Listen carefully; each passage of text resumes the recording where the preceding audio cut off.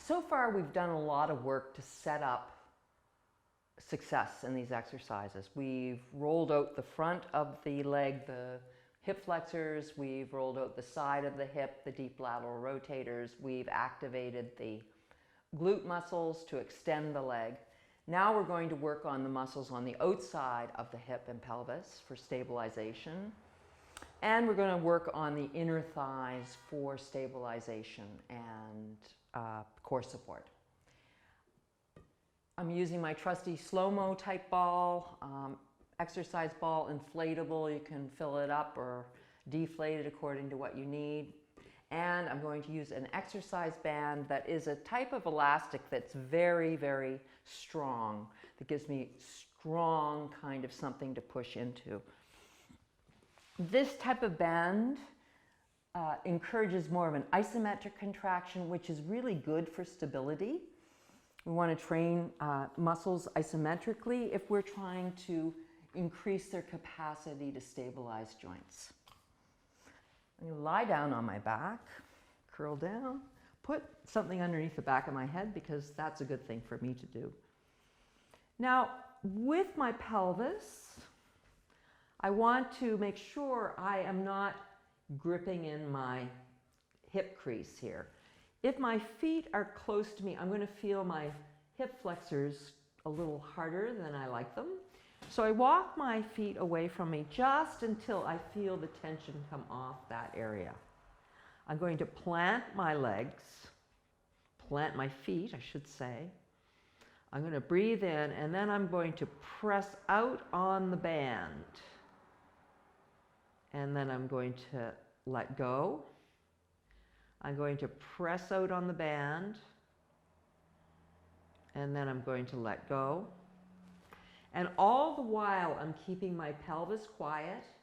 I'm focusing on the weight of the back of my head, the weight of my arms and shoulders, ribs and pelvis. And I will do 8 to 10 reps of this.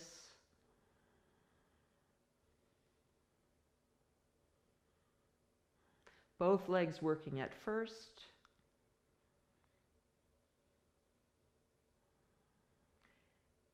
And then I'm going to just do one leg. So one leg is going to stabilize while the other leg moves. This is a different skill set. So I'm going to start with the left leg being the stationary leg. So I'm going to really stabilize by pressing down into my left big toe ball joint, left heel. I'm going to keep heavy through the left side of my pelvis as I press the right leg out and then the right leg in.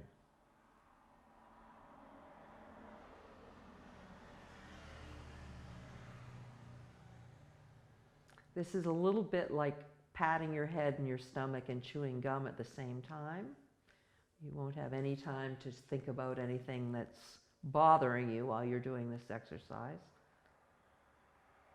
And again, I'll go do 8 reps on this side, 8 to 10 reps. Then I'll come back to center. Take a breath to lengthen my spine. Just notice where I may have pulled myself up off the floor, the support of the floor. And I think keeping my hands on the front of my pelvis is really a good thing here so that I'm not taking my pelvis with my leg.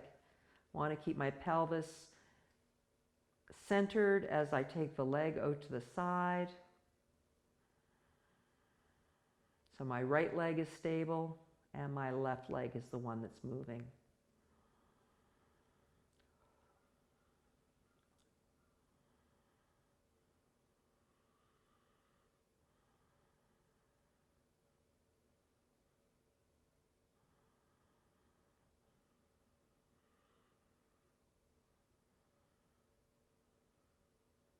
And come back to center.